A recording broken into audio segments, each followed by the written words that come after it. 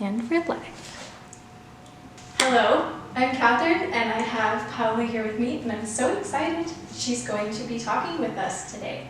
Do you want to introduce yourself? My name is Paola Evangelista. I am a Peruvian American artist. I do ceramics. I make functional pottery. I also make sculptural pottery. Recently, Catherine and I have started a studio together within a makerspace, a nonprofit makerspace in Minneapolis, Minnesota. Yes, it's been an amazing experience and I'm so happy I got to meet so many amazing artists like Paola. Yes. How has your environment shaped you and the kind of work that you create? That is a deep question because I think my cultural heritage has had a big impact on me.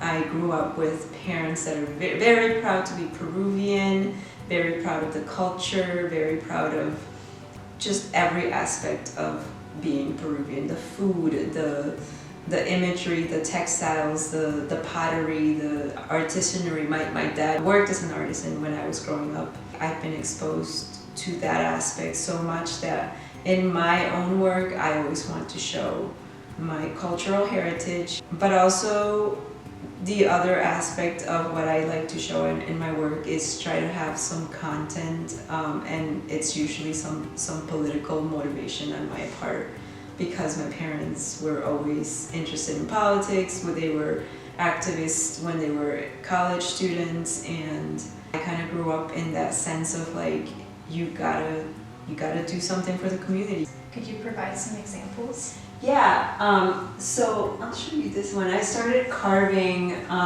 the braid on this piece because I think that the future is female and I think that the future is indigenous. I think we need to get back to the matriarch.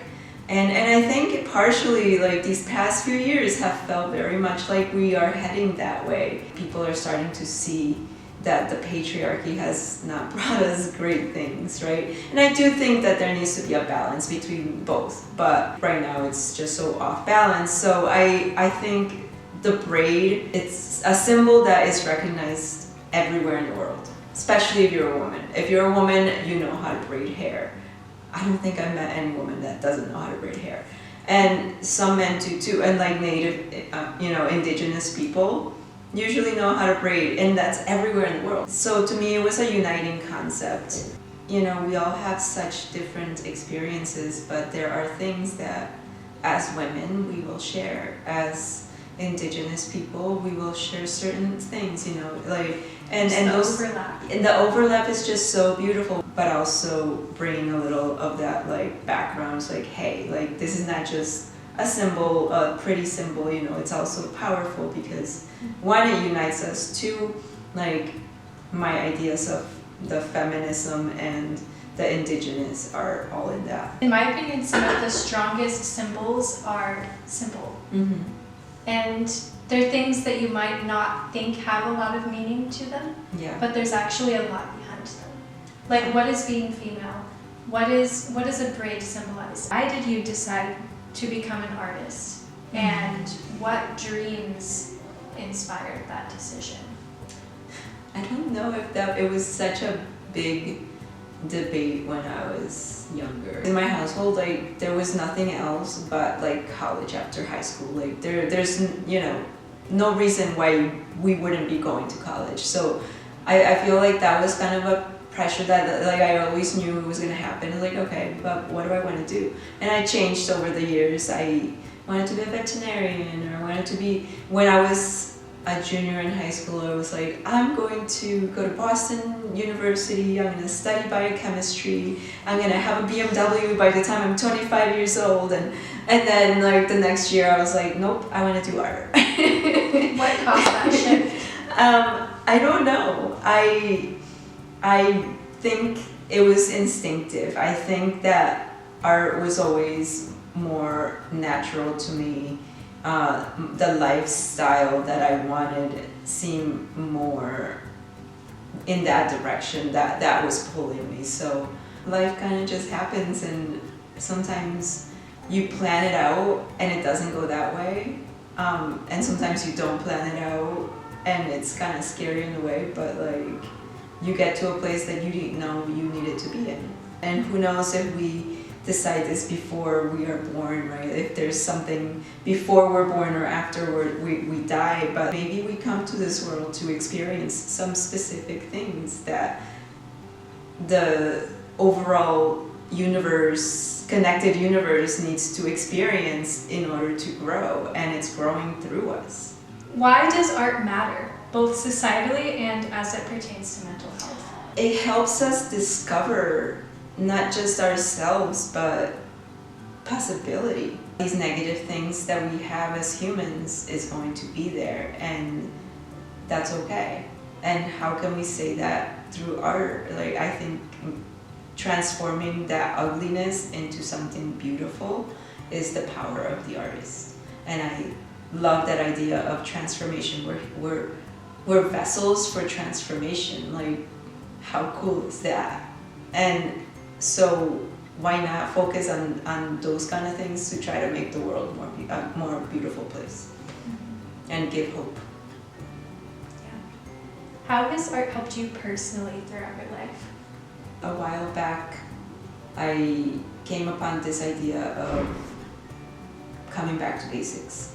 And at the same time, I was just finding out that I'm gluten-free. This was in the early 2000s when gluten-free wasn't as available. And so then I was also looking at this idea of slow food, the movement slow food.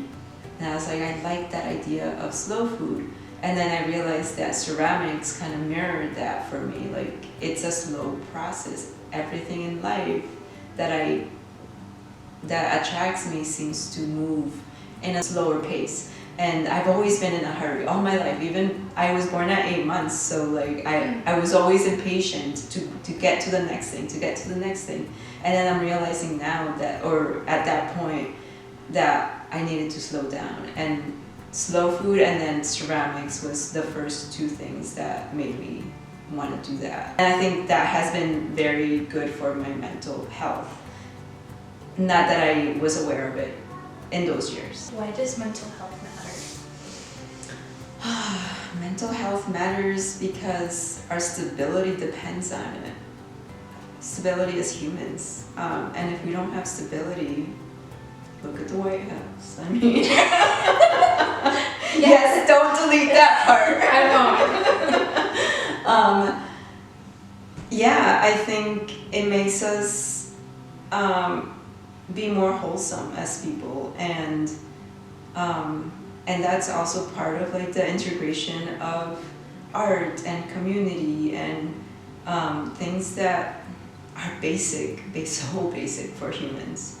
And all we need to do is look at like how clans of monkeys live, and they are small groups that like help each other out, and that's the only way they survive. Like we're the same. Like our groups are bigger and it's harder, but it's essentially the same thing we need to do, right? Come together, help each other out.